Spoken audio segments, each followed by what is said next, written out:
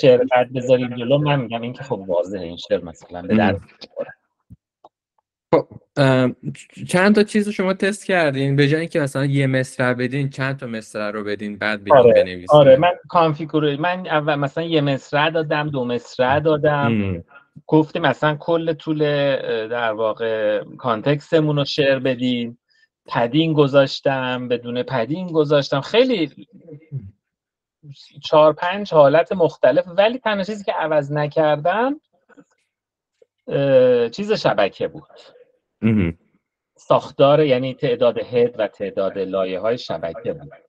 حتی یعنی کاری هم که کردیم اومدیم لایه آخر شبکه هم تغییر دادیم با موین، اومدیم لایه آخر رو گفتیم وزنای این ور، اومدیم مثلا فاین تیون، اول گفتیم بذار فاین تیون کنیم، وزنای اون ور رو نگه می‌داریم، یه لایه آخر رو فقط تغییر دادیم که کلاسیفای فقط بکنه، فایده نداشت، گفتیم پس از اول بذار ترین شه، بازم به نتیجه جفتش به دقیقاً جفت شبکه‌ها می‌رسیدن به یه ارور حدود 40%، 37%.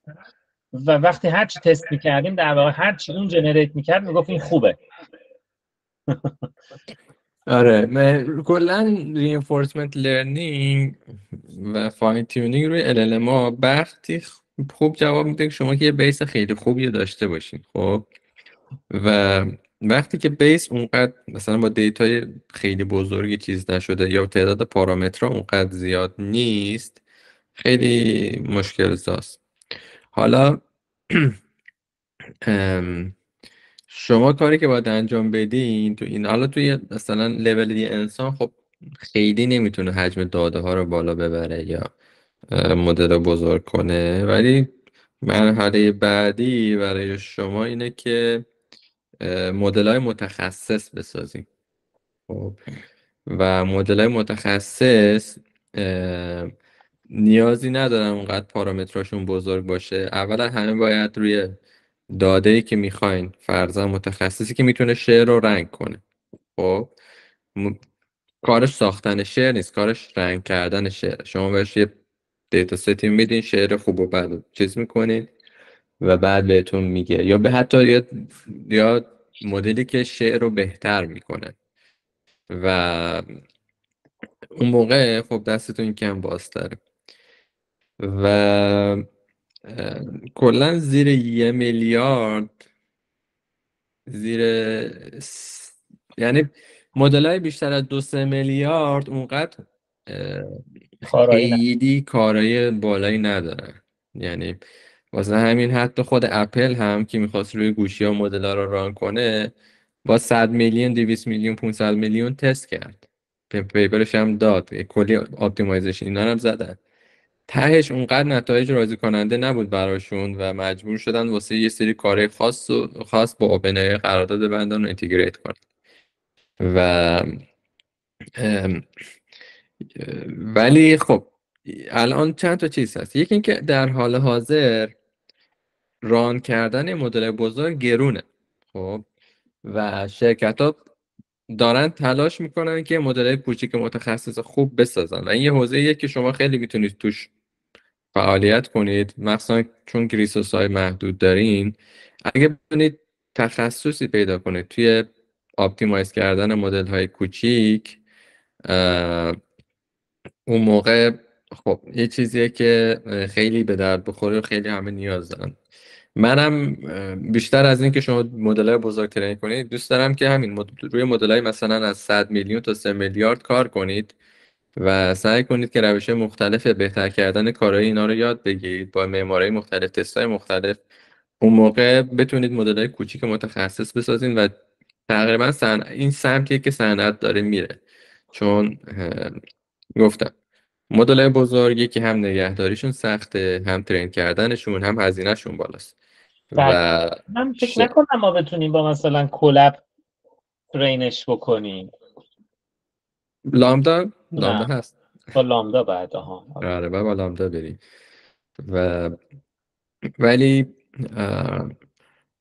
ولی همین شما فعلا سعی کنید روی مدل‌های کوچیک تمرکز کنید، روش‌های مختلف تست کنید، تاثیر هر کدوم ببینید که بعدا همون اسکیلش کنید به پارامترهای بزرگتر. مثلا اگه دیدین روی 300 میلیون یا 100 میلیون خوب کار کرد، اون موقع ببرینش مثلا روی 500 میلیون، ببینید چقدر تغییر میده، بعد ببرینش روی میلیارد. و آره، ولی خب میگم همین ترین کردن مدل‌های متوسط و کوچیک الان خودش یه چالشیه که خیلی داره روش کار میشه و خیلی هم مورد نیازه، هم روی دیوایس های مثلا اسمارت، هم روی همه که شرکت ها هزینه ها رو بیارن پایین. بعدا یه شرکتی که میخواد یه کاستومر ساپورت ایجنتی کوچیک بسازه واسه سری سوال جوابای روتین، نیاز نداره که بیاد فرضاً یه مدل خیلی بزرگ رو ران کنه، 1 ترابایت رم بذاره براش یا چند ترابایت رم بذاره و جی پی و اینا که فقط اینفرنس رو براش انجام بده. یه مدل کوچیک کارش رو میندازه. ولی همونطور که گفتم مدل کوچیک در حال حاضر یکم چالش برانگیزن، یکی که به بهینه بتونی ترینش کنی چالش های زیادی داره، خیلی باید کار مختلفی روش انجام بشه تا به لولی برسه که قابل قبوله نتیجهش. آره، حالا یه چیز روی فاین تیون کردنم فکر کنم شما فرستاده بودین مشکل اورفیتینگ میخوردین. خب دیتاتون خیلی کوچیکه برای این شبکه و اگه میخواین مشکل چیز بشه اول از همه سعی کنید دیتای بیشتری برای فاین تیونینگ پیدا کنید. کلا من خیلی طرفدار فاین تیونینگ نیستم. دیتا کم خب بس میگید. آره، دیتا همین زبان فارسی که از مشکلاتش همینه که دیتا خیلی کمه واقعا براش. و حالا کاری که ما میتونیم انجام بدیم به جای شعر میتونیم روی نثر، روی متن عادی کار کنیم. یعنی مقاله بنویسه، داستان بنویسه، رمان، داستان کوتاه بنویسه، مثلا رمان بنویسه. فکر کنم اونا نتیجه بهتری بگیریم. یعنی همون شبکه‌ای که دارین و این موقع الان برید روی دیتای مثل کتاب و مقاله و اینا چیز کنید یا مقالات علمی رو بگیرید. حالا نمیدونم دیتا ستای فارسی خوب چی هست، این سری چیزا روی هاگینگ فیس بود، ولی اگه دیتا ست بهتری میشناسیم اونا رو هم ترای بکنید. شعر یکم سخته.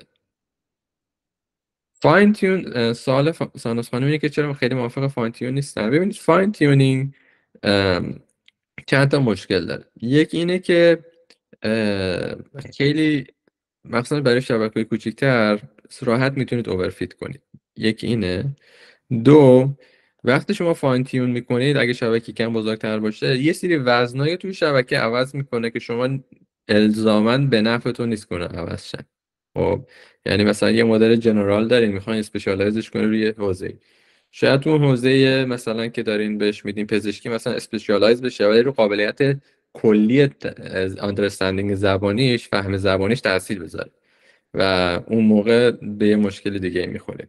مشکل سوم اینه که کلا فاین تیونینگ این متدایی که هست خیلی هنوز تازه از ریسرچ در اومدن، خیلی تو پروداکشن هنوز تست نشدن و روش‌های مختلفی هست. ریسکش زیاده، یعنی اون زمانی که شما میخواین بذارین روی بهبود مدل رو مرحله فاین تیونینگ، من توصیه میکنم که شما همونو بذارین مرحله پری ترینینگ، اونجا بهترش کنید. فاین تیونینگ حالا یه مقداری که مثلا روی سوپروایز فاین تیونینگ اینا اوکیه، ولی اگه مثلا وارد حوزه RLHF اینا بشه اون موقع یکم پیچیده میشه و شاید به چالش عجیب غریبی بخورید. با سوپروایز فاین تیونینگ اوکیه، ولی خیلی دیگه وارد مثلا RL و اینا نشه.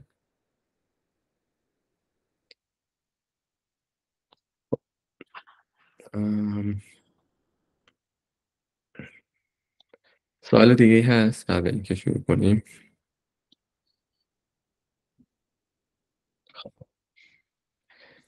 دیگه عرضم به حضورتون که گروه ها چیز داشتین، پیشرفتی داشتین، پروژهاتون چطور پیش میره؟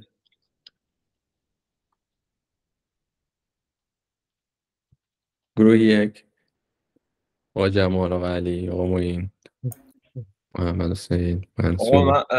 من که بیشتر روی توکنایزر کار کردم، یعنی توکنایزر زبان فارسی کار کردم. یه فایل نوتبوک هم فرستادم توی گروه در مورد توکنایزر بود. دو تا چیزی که من دیدم، هیچ کدوم از توکنایزر فارسی اونقدر بهینه و پیشرفته واسه زبان فارسی نیستش و اکثرا این مدل‌های زبان فارسی که درست شدن اومدن یک سری دیکشنری، یک سری کلمه فارسی رو اضافه کردن به دیکشنری توکنایزر به صورت کلی و همینه، یعنی هر وقت یه شعر یا یه متنی به اون کلمه میرسه اون رجکسش میتونه اون رو تشخیص بده، اون رو توکنایز میکنه و همین مثل بقیه توکنایزر پیش رفته نیست که هست.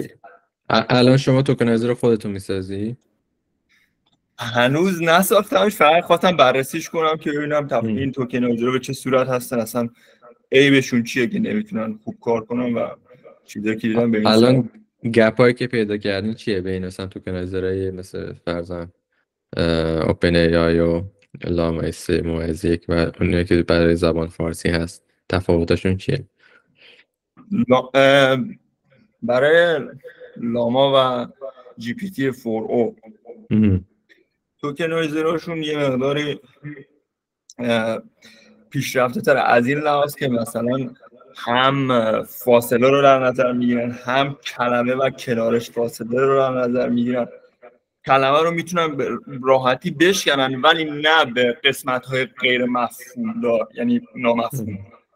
ولی زبان فارسی اون بقیه توکنایزر رو موجود در زبان فارسی علاوه بر اینکه اصلا کلمه رو نمیشکنن و از اینجور کارها، یعنی صرفا یه سری کلمه است که وارد دیکشنری شده، دیکشنری توکنایزر. خود توکنایزر هم خیلی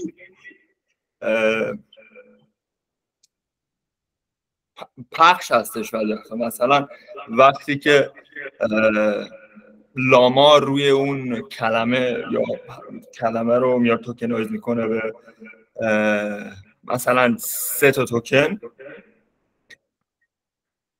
اون توکنایزر فارسی همون کلمه رو توکنایزر مختلف فارسی ممکنه 3 4 5 6 و حتی بیشترش توکنایز کنه و این استیبل نیست این قضیه برای توکنایزر توی زبان فارسی.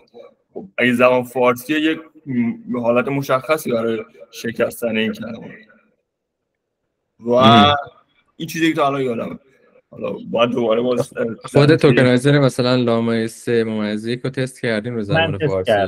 من تست دقیقاً این مشکلی بود که داشتیم. لاما توکنایزرش بود. اتفاقا من صحبت اولی که با آقا علی داشتیم بود که گذاشتیم از هاگینگ فیس مستقیم توکنایزر گرفتیم و مدل رو ترین کردیم، خیلی بد داشت جواب میداد روی زبان فارسی.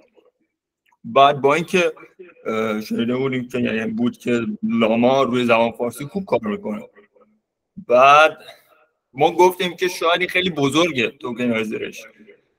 من اومدم یه کد رو نوشتم که خب از همین شعرها و دیتا ست هایی که وجود داشت با همین رجکسی که خود لاما داره میرفت کلمات رو میشکست، توکن‌های مختلف رو که به وجود می آورد اضافه میکرد به دیکشنری لاما. اینجوری خب ما مشکلی برای توکنایز کردن رو دیتا ست هایی که ما داشتیم نبود. بعد خب خیلی کوچیک شد، اوکی مشکلی وجود نداشت، الان سایز توکنایزر کوچیک شده، ولی باز هم ترین کردیم دوباره هم به همون مشکل خوردیم و این خیلی عجیب بود. و یک موضوع دیگه توکنایزر جی پی تی 4o و توکنایزر لاما 3 و 1 خیلی شبیه به هم. یکیه تقریبا. یکیه. من جفتشون بیسشون بی پیه ولی خب یه سری تغییرات کوچیک روشون اعمال شده ولی جفتشون بی پیه. من جفتشون رو تست کردم و اصلا پاسخاشون خوب نبود. یعنی اصلا به مرحله این مدل کلمه نمیتونست بچسبونه به هم درست کنه، فقط حرف و اینا میداد بیرون. و مشکل لامای 3 128,000 تا دیکشنریش بزرگیشه. و برای همین روی حالا مینی جی پی تی که مثلا الان من تونستم ترین کنم، این اولش وحشتناک بزرگه، بعد به اون مرحله لایه های بعد که میرسه و مخصوصا لایه شبکه عصبی یه دفعه کوچیکه، بالانس واقعا نیست. یعنی این توکنایزر برای مدل های واقعا هم که شما گفتید بالای مثلا شاید 500 600 میلیون پارامتر، 1 میلیارد پارامتر دیزاین شده. این که اومد کوچیکش کرد یکم بهتر شد ولی اصلا پاسخ قابل قبولی نبود. جی پی تی 2 و مثلا بلبل زبان اینا که رو جی پی تی 2 خیلی خیلی بهتر داره با این مینی جی پی تی کار میکنه. خب حالا ما باید این مشکلات رو به objective problem تبدیل کنیم، مثلا بگیم بده خب بعد رو تعریف کنیم، مثلا بگیم انتظار ما اینه ولی خروجی اینه. خب و یه لیستی از این مشکلات رو باید پیدا کنید. مثلا اگه میخوای پیپر بدین، خب توی پیپره شما باید این اول از هم ابجکتیو رو تعیین کنید. ابجکتیو اینه که مثلا یه توکنایزر بسازین که بهینه تره برای زبان فارسی به هر اندازه که میخواید. حالا الان باید شما گپتون تا اون هدفتون رو تعیین کنید. تو برای اینکه گپ رو پیدا کنید باید ابجکتیولی به صورت عددی، به صورت قابل محاسبه، به صورت قابل اندازه‌گیری اینا رو در بیارین. بگین مثلا توکنایزر مد نظر ما این کرکتریستیکا، این ویژگی ها رو باید داشته باشه و حالا ما کدوماشو داریم کدوما رو نداریم و بعد اولویت بندی کنید که مثلا اول از همه باید این مشکل حل کنید و بعد این مشکل حل کنید و بعدش سعی کنید که با حل کردن این مشکلات به صورت دونه دونه سعی کنید توکنایزر بهتری رو داشته باشید. حالا میتونیم با هم کار کنیم. خب گروه 2 شما روی توکنایزر چه کار انجام دادید؟ میدونم شما میسری کار خوبی انجام میدادین. گروه 2 که داریم ساناز خانم داریم، سعید خانم، راضیه خانم، نگار خانم. سلام استاد. سلام. من یه توضیح بدم در ارتباط با اتفاقاتی که تو گروه ما افتاد. ما بالا اولش اومدیم یه کد پایه مثلا طرح تمیزتر نوشتیم که بین همه مشترک باشه که اگه میخوایم مثلا تست بگیریم که داده رو عوض کردیم، توکنایزر رو عوض کردیم و اینا مقایسه‌مون فیر باشه و دستمون بیاد توی این بزرگی مدل که گیت شدیم ببینیم که مثلا کدومش مثلا تاثیرگذار بوده و اینها. بعد داده آقای سلیمانی رو می‌خواستیم استفاده کنیم که به خاطرش کد دوستان نوشتن که کلین کنن. رو توکنایزرهای مختلف هم یکی از دوستان کار کردن و روی GQA اتنشن. منتهای مشکلی داریم، اونم بحث اجرا گرفتنه، چون داده ها خیلی زیاده، کرش میکنه بلند و حالا به خروجی خوبی نرسیدیم واقعیتش. خب مشکل یعنی توی مرحله ترین کردن به مشکل میخورین؟ بله انگار نمیدونم حجم داده ها زیاده، همزمان میخواد مثلا اینا رو لود کنه تو رم، این اتفاق میفته چون ما ارور رم داریم. میتونید بچ بیارین، نیاز نیست همشو یهویی بیارین. به صورت پارالل بچ وارد مموری کنید. حالا این رو کردم تست کردیم خیلی کند بود، حالا با دوباره چیز کنیم بررسی کنیم. یعنی روی کرد اولیه‌مون این بود که هر سری چیز می‌کردیم، توکنایز می‌کردیم، دیتا رو تیکه تیکه می‌بردیم، ولی خیلی کند بود. این کد جدیدی هم که شما ریپورت جدیدی هم که فرستادید که خیلی بزرگ و چیز بود، من خودم توکنایزر رو دیتاشو عوض کردم، منتها 2 تا فایل میسازه که از یه کتابخونه از لیب دیتا استفاده میکنه، یه فایل جیسون میسازه و یه فایل دات بین میسازه. بعد اینا نالن، من هرچی بالا پایین میکنم وسط کد میبینم که توکنایز داره درست انجام میشه، ولی تاش به نتیجه رسیدم که باید برم احتمالاً اون مثلا کتابخونه رو ببینم. در این حد چیزه یا من دارم از قبلش، یعنی تا این مرحله رو دارم اشتباه میکنم، برم ادامه بدم، چون وسطی که داره اجرا میشه من همه اینا رو دیباگ کردم، مثلا سامپل پرینت کردم، همه چی اوکیه، منتها فکر میکنم موقع سیو کردن یه مشکلی پیش میاد، مثلا من نمیدونم. بعد ببینم کدتون رو دقیقا در چه اتفاقی میفته، ولی احتمالا نیازی نیست به لایبرری برین، یه کد هست. همین میگم احتمالا. خوبه. خب نه آقا ما این دفعه استاد الان داشتم فایل نوتبوک نگاه کردم، یکی از جلسه ها آقا علی گفتن که شاید تو زبان فارسی از چپ به راست می‌نویسیم مشکل ایجاد، یا راست به چپ یا چپ به راست می‌نویسیم مشکل ایجاد میشه. من چک کردم برای توکنایزر این فرقی نداره، وقتی زبان فارسی باشه از راست به چپ انگلیسی، چپ به راست بنویسی، توکنایزر وقتی توکنایزش میکنه توکناشو به همون ترتیب قرار میده که تو اون زبان وجود داره و مشکلی از این لحاظ وجود نداره. نه آره نه مشکلی، چون ببین توکنایزر دنبال پترنه، حالا کار نداره پترن چپ به راست چپ باشه، پترن رو پیدا کنه چیزا که کنار هم میان دیگه اینا رو خودش جدا میکنه. خب حالا قبل از اینکه چیز داشته باشیم من یه سری توضیحات رو بدم راجع به چیزایی که باید شما انجام بدید. خب از نظر این سری جلسات این جلسه آخریمونه ولی کار ما با هم تموم نمیشه. خب یه پروژه رو تعریف میکنیم، همه با هم روش کار میکنیم هر کی دوست داشت و به صورت تقریبا کارآموزی طوره. خب چند هفته طول میکشه و توی این پروژه من سعی میکنم روشی که کار میکنم روش روشی باشه که مثلا ما توی شرکت‌های مثلا بزرگ مثل آمازون، گوگل، مایکروسافت اینا پروژه رو پیش میبریم، به همون روش پروژه رو پیش ببریم و هر کدوم از شما برای چند مدت میشه تیم لید، یعنی چند تا تیم میسازیم، تیم لیدر رو مشخص میکنیم و نقشه مختلف. حالا شما میتونید نقشه پروژکت منیجر، پروداکت منیجر، بک اند دیولپر، فرانت اند دیولپر، مدل ای ماشین لرنینگ انجینیر و حالا این راجع به اینا با هم صحبت می‌کنیم، به توافق می‌رسیم که باید چطور باشه. ولی یه پروژه رو با هم تعریف می‌کنیم، یه پروژه واقعی می‌سازیم و یه پروژه‌ای که توی به کار همه میاد، توی صنعت نیازه و شایدش یه استارتاپ شد. حالا قول نمیدم ولی چیزی انتخاب میکنید که قابلیت استارتاپ شدن هم داشته باشه. خب حالا فقط چند تا نکته رو بگم. الان ما خب من خیلی دوست داشتم مسائل بیشتری رو چیز کنیم،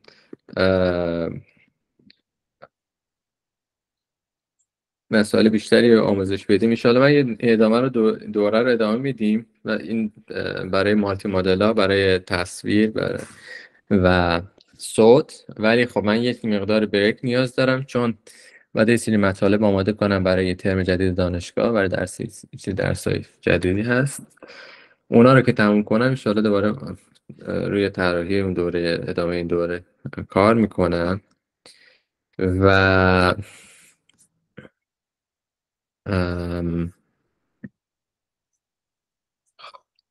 این است. حالا ولی چیزی که شما باید بخونید، یکی این که روی امبدینگ من فقط یه توضیح خیلی ساده میدم که چجوری ورد امبدینگ کار میکنه. ببینید توی مسئله امبدینگ موضوع اینه که ما چطور بتونیم کلمات شبیه به همو توی یک فضای برداری کنار هم قرار بدیم با یه فاصله مناسب. خب که مثلا مثالش زدم، همون مقداری که بین ملکه و زن فاصله هست بین پادشاه و مرد فاصله باشه و این ارتباطای لوژیکی پیدا کن. روش خیلی سادهش اینه که شما مثلا کلی نوشته رو میارین، خب بعد میبینید که کلماتی که فرضاً من با ماشین، فارسی چیز نگه، فارسی گفتاری بگه، من با ماشین سفر میکنم، من با قطار سفر. خب این دو تا جمله شبیه به هم، تفاوتشون ماشین و قطاره. وقتی شما مدلای امبدینگتون رو ترین میکنید این میبینه که مثلا توی یه ساختار جمله مشابه ماشین و قطار جای هم قرار میگیرن، پس این وزن اینها با هم وزن ماشین و قطار نزدیکتر به هم میره. بعد توی از یه بعدش یا چند بعدش، چون گفتم اینو معمولا چند تا بعد داره، یا مثلا این کلمه هیچ وقت تو همچین ساختار جمله نمیده. این وزنا رو بالا پایین میکنه کلمات تا میتونه یه فضای برداری بزرگ تولید کنه که کلماتی که میتونن جای هم استفاده شن یا کنار هم استفاده میشن نزدیکتر میشن به هم، اونایی که خیلی با هم تفاوت دارن از هم دور میشن. برای این پیپر ورد تو بک رو میتونید بخونید. حالا این ورد تو بک این پیپرشه، ولی خب بعد از اون یه سری چیزای بهتری هم اومده برای این، برای مثلا کانتکستوال امبدینگ و اینا. ولی خب این پیپر ورد تو بک خیلی خوب توضیح داد که چطور این سیمیلاریتی و اینا رو مشخص کرد. این پیپر من لینکشو می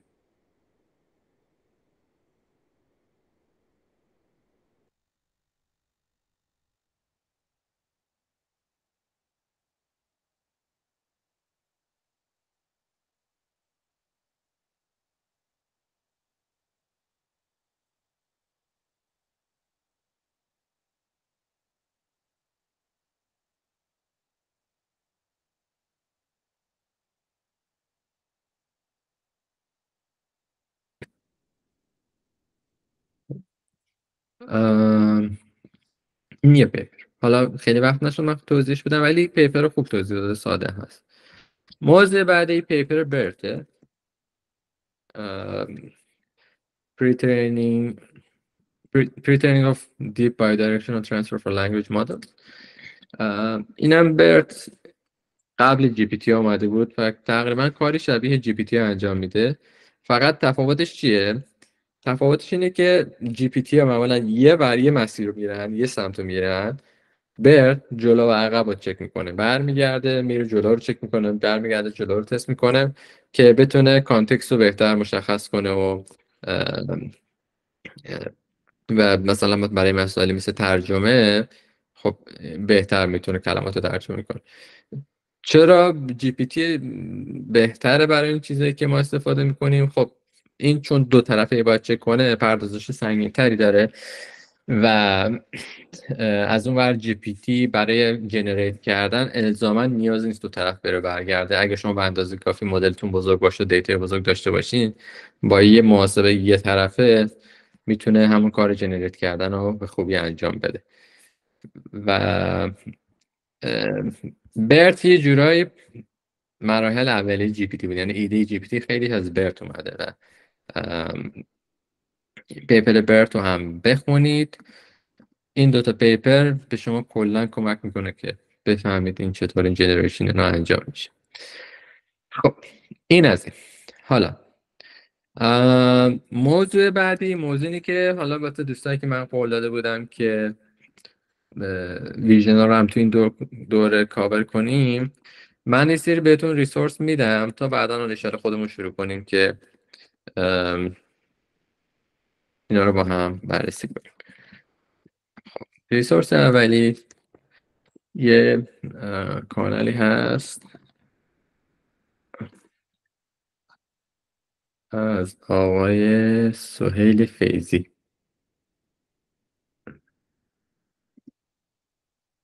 اسکرینم شیر کنم. خب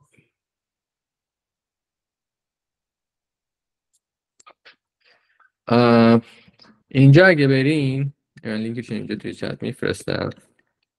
آقای فیضی ارزم به حضورتون که اینجا یه لکچر دارن که ترانسفورمرها رو کامل توضیح دادن، خیلی خوبم توضیح میدن و مرحله به مرحله توضیح میدن که مثلا ورودی چیه، چطور انکودینگ انجام میشه، چطور دیکودینگ انجام میشه، محاسباتش رو مینویسه و اون خیلی صورت خوبی روی مسائل مثلا ریاضیش و ایناش تمرکز میکنه، توضیح میده. حالا اگه میخوایم صورت تئوری بهتر بدونید این ویدیو آقای فیضی رو ببینید. بعدش بحث لینیر اتنشن و ویژن ترانسفورمر رو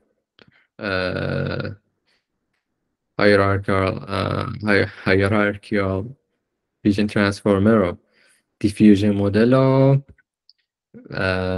و حالا تکست تو ایمیج دیفیوژن رو توضیح میده.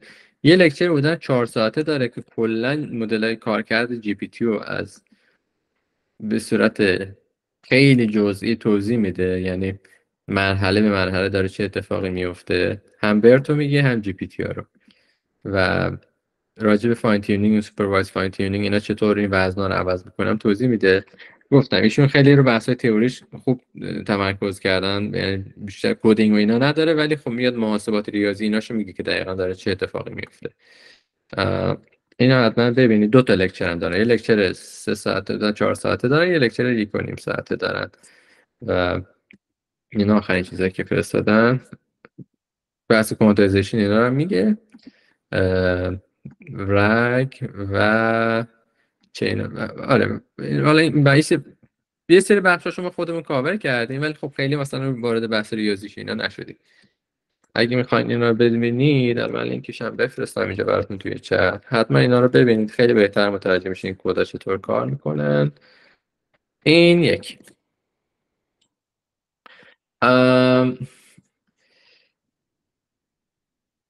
موضوع بعدی، موضوع این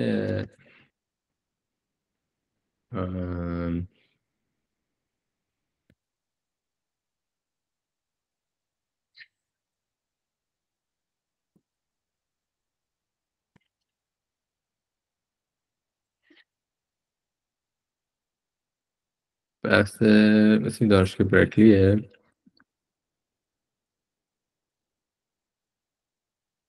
پیداش کنیم. خب برای کمینه که آره برای کامپیوتر ویژن این کورس CS 198 126.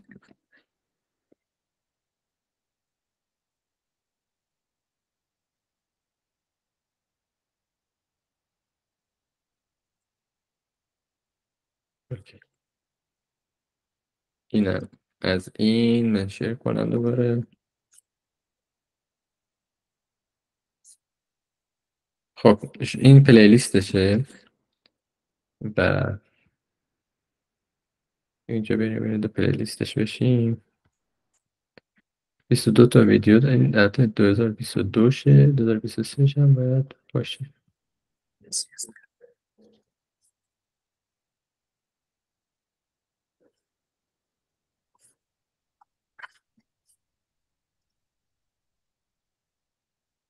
احتمالا اینه.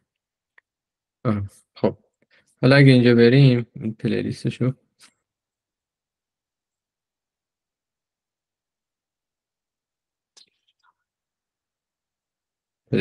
کجا نشون میداد؟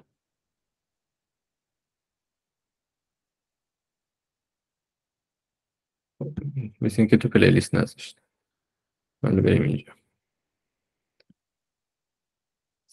اوکی اینجا درساشو میتونید ببینید از لکچر 1 Introduction Machine Learning Deep Learning 2 تا جلسه، Pre Training and Augmentation Computer Vision Vision Architectures Object Detection Semantic Segmentation. بعد اینجا کم کم دیگه وارد ویژن مدرن میشه، آتو انکودر و VAE Variational آتو انکودر و جنراتیو مدلینگ، گن رو توضیح میده، ادوانس گن، بعد دیفیوژن مدل، سیکونس مدلینگ، ترانسفورمر. بعد اینجا وارد مدل جنراتیو ویژن ترانسفورمری میشه، ویژن ترانسفورمر و Object Detection و Segmentation. جلسه 16 17 3D ویژن و بعدش عرضم به حضورتون که Advanced Vision Pre-Training، این چیزی که شاید علاقه داشته باشین، Styling Images، بعد چجوری استایل‌های مختلف رو بدین ایمیج. بعد وارد صدا میشه Generative Audio Multimodal Learning و تموم میشه. یعنی چیزایی بود که ما هم باید کاور میکنیم. ان شاءالله تو جلسه توی سری بعدی این چیزا رو ما خودمون کاور میکنیم. ولی خب اگه الان میخوان یاد بگیرید همین این سری رو دنبال کنید، ان شاءالله به اون چیزایی که فکر کنم دنبالشید میرسید. سوالی هم داشتین میتونید بپرسید توی گروه، ان شاءالله جواب میدم. اینا لینکش یه چت من بفرستم. خب دو تا کورس دیگه هم هست برای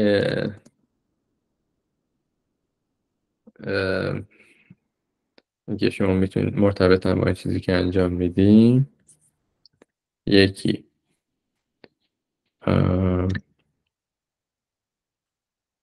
برای کوانتایزیشن،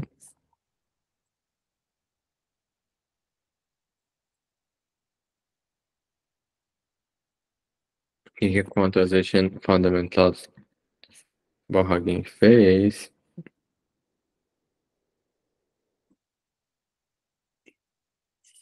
روی deeplearning.ai که برین توی این ویدیو کوانتایزیشن رو توضیح میدن و کلا اینکه چطور میتونید مدل خیلی بزرگ رو کوانتایز کنید که کوچیک بشن و چطور این پروسه انجام میشه، روش کوانتایزیشن.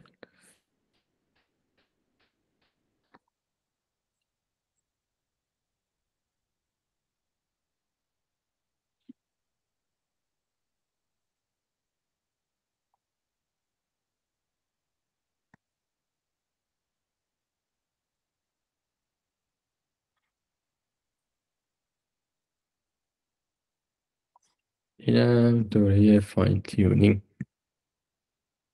دوباره دیپ لرنینگ دات ای آی.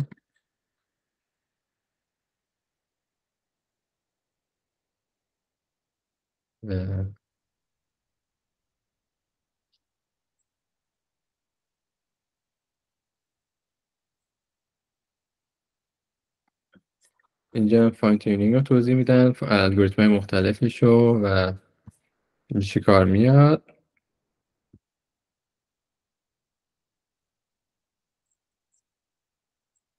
و دیگه فکر کنم دیگه همین هست دیگه، یعنی شما اینا رو یاد بگیرین نشاره دیگه توی اون حوزه بقیهش دیگه چیزای جزئیه که میتونید پیدا کنید یاد.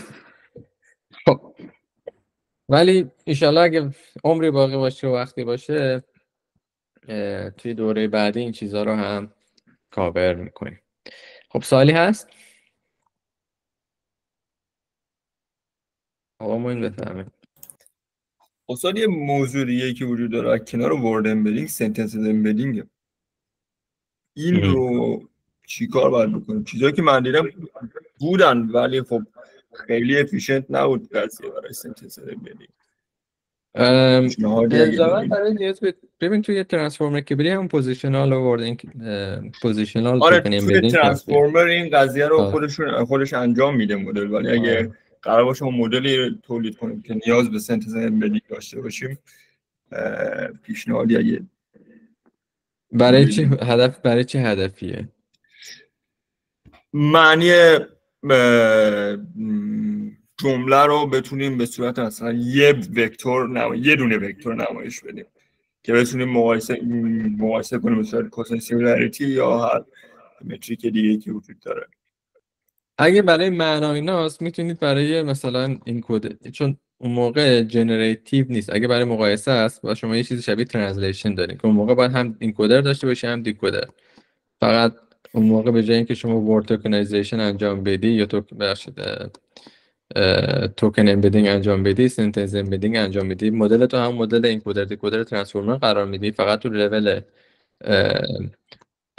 توکنایزیشن به جای اینکه ورد باشه سنتنس توکنایز میکنی و اونا رو فیت میکنی توی انکودر و بعد از اون ور توی دیکودر. متوجه شد. سوال هست از رازی خانم؟ ارزیابی مدل هم اتفاقا من یه چیزی براش داشتم، بذارین من مدل اولویشن کجا بود؟ توی لنگچین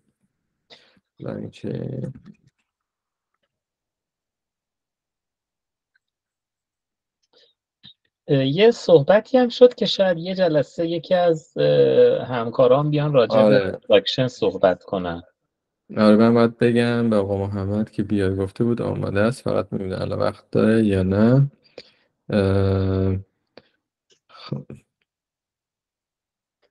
عرضم به حضورتون که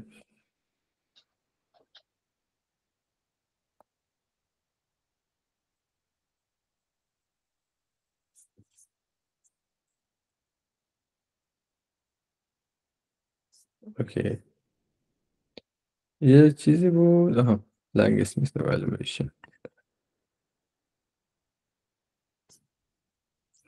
این یه نوع اولویشن برای مدل زبانیه فرستادم با استفاده لنگ اسمیث 26 تا 28 تا ویدیو.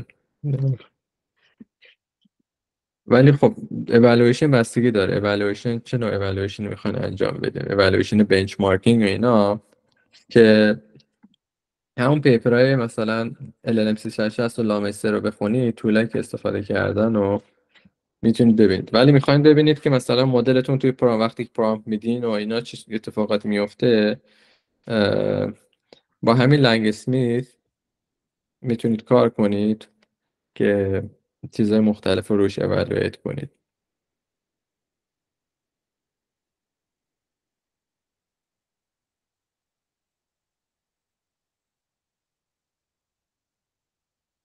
این بیشتر برای مالتی ایجنت سیستم ها ایناست. ولی خب اگه میخوایم برای بنچمارکینگ اینا باشه، همون پیپر لامسی و LLM 360 خیلی کامل توضیح دادن که برای اِوالویشن چه روش ها و چه تول ست، چه دیتا ست های استفاده کرد.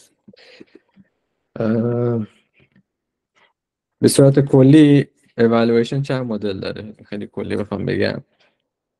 یکی اینه که یه سری دیتا ست های آماده هستند که برای این هدف طراحی شدن، برای این هدف ساخته شدن. مثلا دیتا ست دارن سوال جواب فیزیک، سوال جواب ریاضی، پزشکی، قانون، لیگل و اینا. و توی این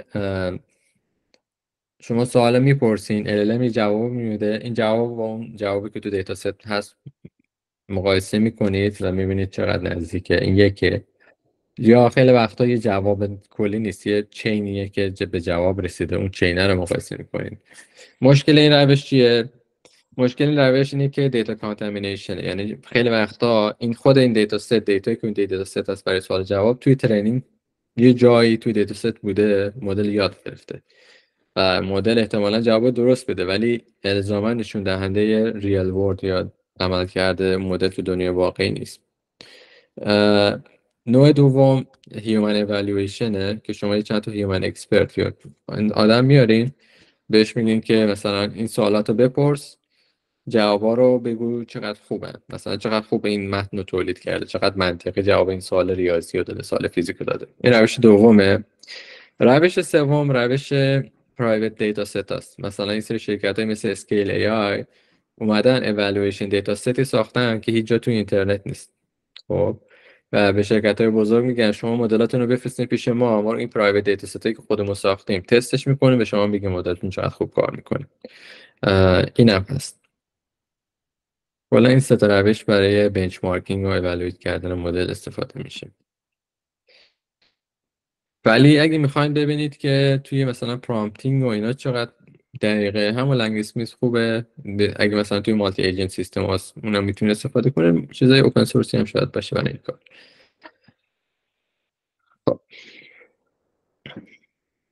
سوال دیگه هست؟ بسیار عالی. خب حالا پروژه‌ای که قراره با هم روش کار کنیم قراره یه SaaS پروداکتی باشه که شما مدل رو توش لود میکنید یا API مدل رو بهش میدین و این میاد به شما، برای شما چند نوع آنالیز انجام میده. یکی این که فرضاً چقدر سرعت پاسخگوییش خوبه، چقدر طول میکشه جواب جنریت بشن، بین هر توکن چقدر فاصله هست، چند تا یوزر همزمان میتونن مدل استفاده کنن با هر کانفیگریشنی. این یکی. نوع دومش هم بحث اِوالویشن رو انجام میده که مدل شما چقدر دقیق داره جواب میده. دیگه عرضم به حضور شما که چقدر مدل هالوسینیشن انجام میده و کلا یه ساس پروداکتیه که میاد مدل‌های مختلف، شرکت‌های مختلف رو میاد به شما کانکت میکنه یا مدل رو لود میکنه توش و به شما آنالیز اون مدل رو میده. اینه یه شبیه مثلا مدلی هست که کارنامه برای ماشین تولید میکنه که مثلا ماشین شما چقدر نمیدونم رنگ خوردگی داره، نمیدونم چقدر کار کرده، مشکلش چیه، چقدر میتونه جواب بده، اینجور چیزا. و این همچین تولی توی الان صنعت مورد نیازه و نیست، یعنی کس خیلی جایی من هنوز ندیدم که همچین تولی رو تولید کنه و چیز خیلی خوبی هم میشه اگر روش کار کنه همگی با هم. لیدر بورد نیست، شبیه لیدر بورد هاگینگ فیس نیست. هاگینگ فیس به شما میگه مدل مثلا چقدر بهتر از اونه، ولی مثلا به شما نمیگه که اگه این مدل رو شما روی فرزن API توی پروداکشن استفاده کنید، چند تا یوزر همزمان میتونن از اون استفاده کنن. فرض کنید شما یه شرکتی دارین 100,000 تا کاربر دارین، یه 10,000 تا کاربر همزمان میخوان از این مدل استفاده کنن. آیا زیرساختی که شما دارین جواب میده واسه این یا نه؟ خب یا تا چه اندازه میتونه پاسخ بده و کجا به بعد دیگه پاسخ نمیده؟ یا اگه مثلا 5,000 تا رسید، آیا همون پاسخ میده که به 10 نفر میده یا نه؟ چون رفتار مدل خیلی قابل پیش بینی نیست. و یه بخشش هم میتونه شبیه همون لیدربورد هاگینگ فیس باشه. نیازه که همه با هم بشینیم، این پروژه رو تعریف کنیم، تقسیم بندیش کنیم و شروع کنیم به کد زدنش ان شاءالله. خب سوالی هست؟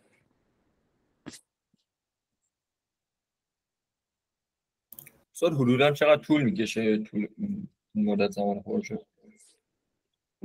چند ماهی طول میکشه یعنی، ولی خب نیازی نیست که همه فول تایم روش باشین. یعنی کارا رو تقسیم میکنیم، خیلی هم سفت و سخت تایم نمیبندیم، یکم تایم ما رو باز میذاریم که تایم میذاریم، ددلاین میذاریم، ولی ددلاین خیلی نزدیک نمیذاریم که همه برسن انجام بدم. حالا به یه بیسی هم من خودم میتونم بهتون بدم که آماده باشه. فائزه خانم بفرم.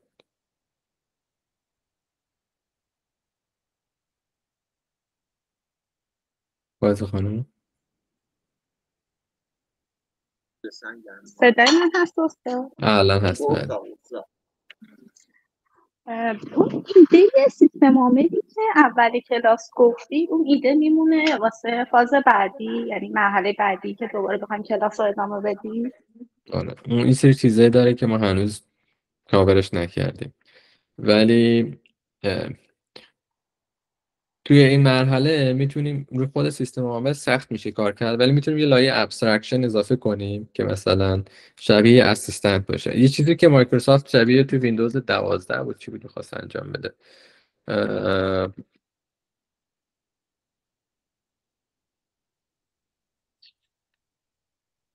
یعنی مایکروسافت کوپایلتی که روی ویندوز آورده بود،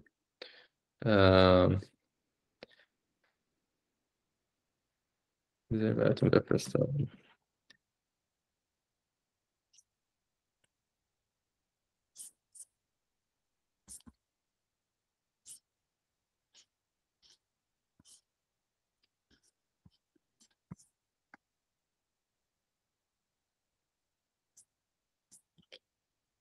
خب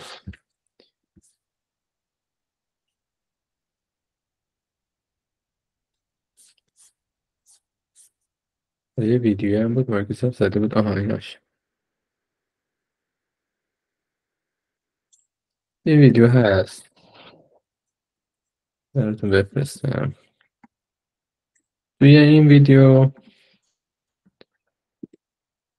مایکروسافت شروع کرده با یه همچین ایده‌ای رو روی ویندوز 11 پیاده سازی کردن، ولی خب هنوز LLMOS نیست، یا مثلا سیستم عاملی که با AI پاور شده باشه نیست. یه ابسترکشن لیره که بیسش یه مالتی مدلیه که مثلا کل کارهایی که شما روی صفحه انجام میدین رو میبینه، به حافظه میسپاره و شما بعدا از رفتار شما چیز زیاد میگیره و ازش سوالا میتونید بپرسید که مثلا من کی به فلانی ایمیل زدم، یا مثلا ایمیل بنویس به فلانی. خیلی سعی کردم باعث LLM رو اینتگریت کنم توی هسته ویندوز، هنوز خیلی نیومده، خیلی چیز شده، خیلی هم یه سری اعتراضایی بهش شده بود که مثلا که آقا ما نمیخوایم یه چیزی همین کار ما رو نگاه کنه و یادش بمونه و اینا. ولی خب هنوز ویندوز از نظر هستش LLM نیست. ویندوز معمولی یه لایه اضافه بهش اضافه شده با استفاده از این LLM و مالتی مدل که شبیه یه اپلیکیشن اسیستنت برای شما کار میکنه.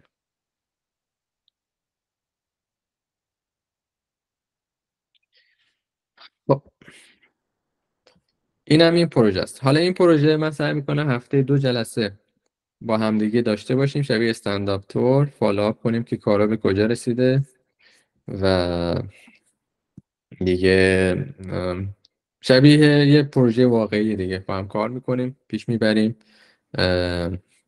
بحث میکنیم، به چالش میکشیم همدیگر رو تا یه پروژه خوب دیلیور بشه. حالا هر کی دوست داره که باشه دستش اینجا ببره بالا.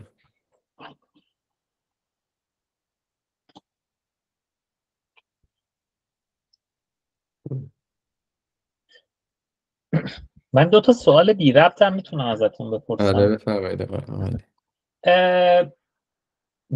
خب برای من این خیلی جالب بود کلا این بحث این دوره، به خاطر اینکه من هیچ کاری روی پردازش زبان مثلا نکرده بودم، فقط شنیده بودم. چیزی که من خیلی دوست دارم یعنی برای خودم کار کنم، انگیزم مال این دوره این بود، من با کنترل خوندم و حالا بیشتر پروژکت منیجمنت انجام میدم الان، ولی کلا دوست داشتم بیام ترانسفرها رو توی پروسس کنترل استفاده کنم، چون ما شبکه عصبی، ریکرنت ها رو اینا رو استفاده میکنیم برای مدلینگ پروسه های مثلا حالا صنعتی، شیمیایی اینا.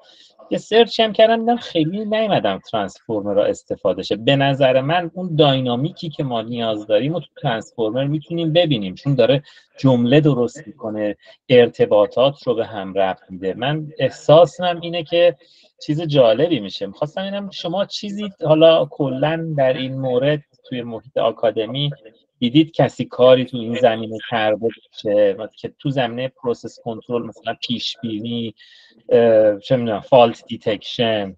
این یکی از سوالات بی ربط من بود. کسی استفاده از ترانسفورمر، مدل بیسان ترانسفورمر در واقع، یا نه فقط بیشتر استفاده که هست روی ترنسلیشن و پرداشت زبان و این اپلیکیشن ها فقط هست؟ حالا من الان یه سرچ سریع زدم توی و مثل که یه سری کاره انجام شده. حالا من یه سری مقالات اینجا میفرستم براتون. تخصصی من نیست ولی خب مثل که یه سری چیزا شده. و یه سوال دوم که داشتم، خب الان مثلا خب ما الان استفاده که میکنیم پردازش تکست در واقع، برای تشخیص گفتار هم اومدن از ترانسفورمر، یعنی مثلا الان با چت جی پی تی که حرف میزنیم میفهمه، آره اون ترانسفورمر یه دیگه انجام میده براش، یا یه مدل دیگه حالا کلا، یا نه خود سیستم میاد وایس تو تکست رو هم انجام میده؟ مدل جوری که حالا اوپن ای خودشون گفتن همه اینا یه شبکه است. خب همشون هم ترانسفورمر هستن، فقط توکنه مثلا به جای که کلمه باشه صداست، تکای صداست، و واسه همین میگن که تونستن دیلی رو بیارن پایین. ولی توی لاما، حالا مالتی مدل لاما هنوز نیومده، ولی وقتی بیاد گفتن ما اونجا ادپتر گذاشتیم که بسته به نوع ورودی از رابطه مختلفی میره، ولی تهش همشون ترانسفورمره. ولی خب توی لاما چند تا شبکه مختلفن، توی اوپن ای آی میگن همه رو بردن توی شبکه که مثلا اگه تکست میدی اونور تکست بده یا صدا میدی اونور تکست بده. قدیما اینا ترجمه میشدن به هم، اون مرحله ترجمه رو حذف کردن. در واقع ما یک مدلی داریم که میتونه تفاوت‌های تکست و تصویر و صدا رو خودش بفهمه و تصمیم گیری کنه. آره اون توی لاماست، توی لاما اینجوری. توی اوپن ای آی یه مدله، اینا تفاوت ندارن. در واقع فرض کن که مثلا تو اون فضای برداری که داریم که مثلا کلمه آبی اینجاست، صدای کلمه آبی هم همونجاست، نزدیک به اونه، و مدل میره بسته به چیزی که نیاز داره یه دونه رو پیک میکنه خروجی میده. یه فضای برداری داریم، میشه چند تا فضای برداری. و یه چیزی هم که هست، احتمال داره که وقتی مدل از جوانب مختلف بردارا رو میسازه و میبینه ارتباطات رو بهتر بتونه تشخیص بده. یعنی مثلا بیاد ارتباط نمیدونم درخت رو با جنگل توی تصویرها ببینه و توی فضای برداری اینا رو محاسبه کنه، همون میتونه کمک کنه به ارتباط درخت و جنگل توی متن نوشتاری.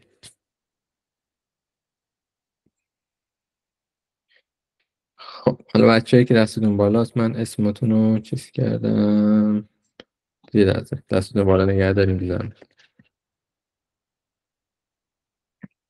همه دستاشون بالاست، چون من دارم اسم رو چیز میکنم سیو میکنم.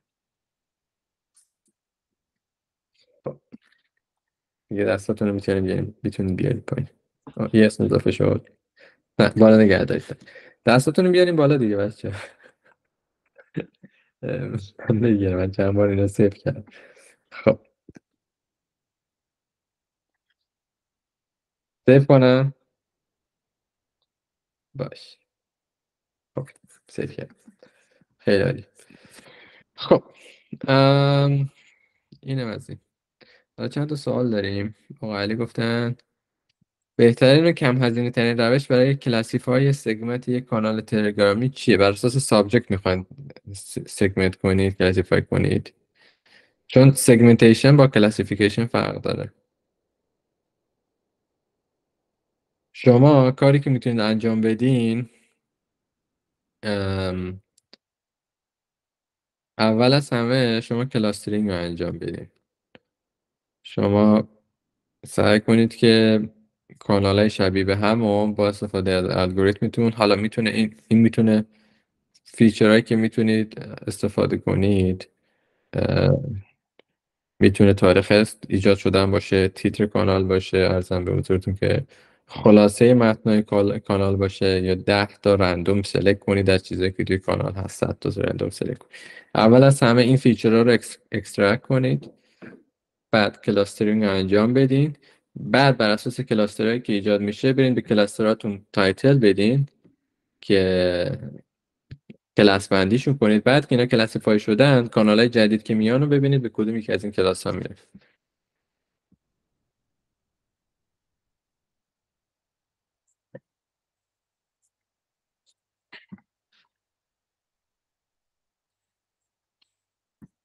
یعنی شما اول باید کلاسترینگ رو انجام بدین بعد کلاسیفیکیشن رو انجام بدین. اگر از قبل کلاس ها تعریف شدن اون موقع خب باید کلاسیفیکیشن رو انجام بدین.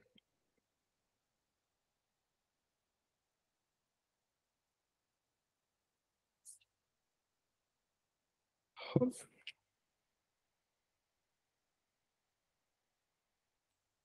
خب سوال دیگه ای هست؟ آقا منصور بفهم.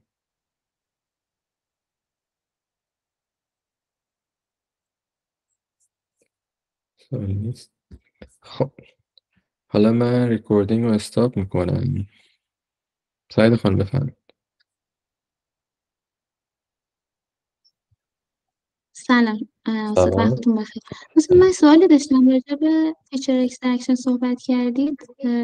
در مورد فیچر انجینیرینگ و کاربرد جنراتیو ای آی توی مثلا ترید و اینا هم کاری شده؟ آره. چون من سرچ میکردم. میشه اگه مثلا مقاله خود میشناسید تو این زمینه معرفی کنید؟ یا برای ترید آره برای مثلا پیش بینی همین سیگنالی که توی ترید هست.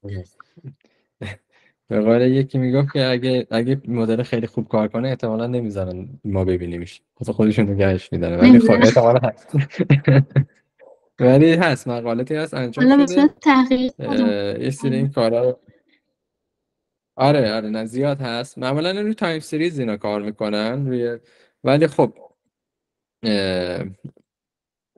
آره برای مثلا آقا علی گفتن اکسل STM هست و اینا معمولا خب یه چیزی که هست روی محدودیتی که خیلی از این ریسرچ ها دارن یه بعد در نظر میگیرن، بعد زمانه که مثلا تو طول زمان چطور اینا عوض میشه.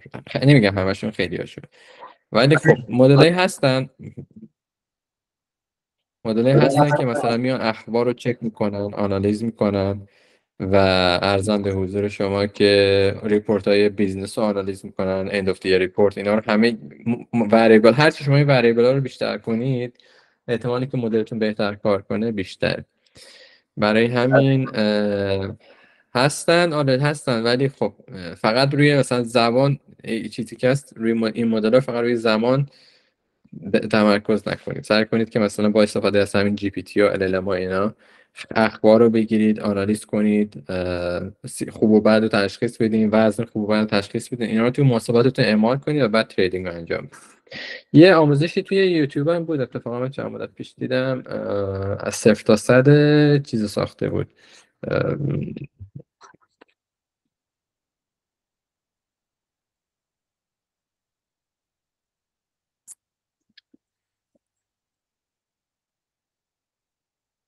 آره این الگوریتمیک تریدینگ کورس.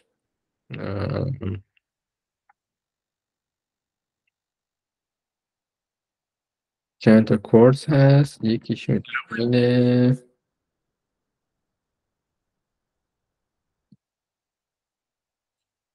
آره یکی اینه، حالا من میفرستم اینا رو ببینید چیز کاری انجام داده. یکی همین الگوریتمیک تریدینگ رو توی یوتیوب سرچ کنید، خیلی براتون چیزای مختلفی میاره. این ببینید برای کد کمپ، فری کد کمپ الگوریتمیک تریدینگ رو سرچ کنید. ولی هستن، یعنی توی پیپر اینا هم خیلی زیاد انجام شده، توی هم تو حوزه اقتصاد هم تو حوزه هوش مصنوعی پیپر زیاد داده شده. ولی خب یه الگوریتم مدل خوب برای این کار یکم سخت ساختنش، ولی نشد نیست. خیلی ممنون. خواهش میکنم. خب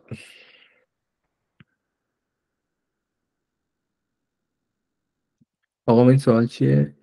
ترانسفورمر برای چی کاری؟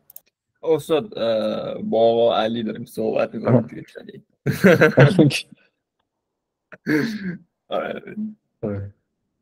گفتم مدل XLSTM رو پیاده کردن واسه ترید، بعد گفتم یه ترانسفورمر رو هم پیاده کردن یا نه. خوبه. اینم میشه بچه، فقط بورس ایران یکم سخته پیدا کردنش، خیلی عوامل ناشناخته زیاد داره،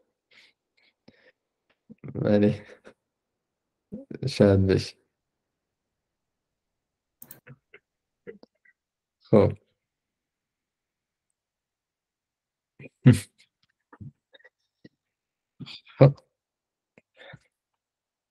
حالا من رکوردینگ استاپ میکنم.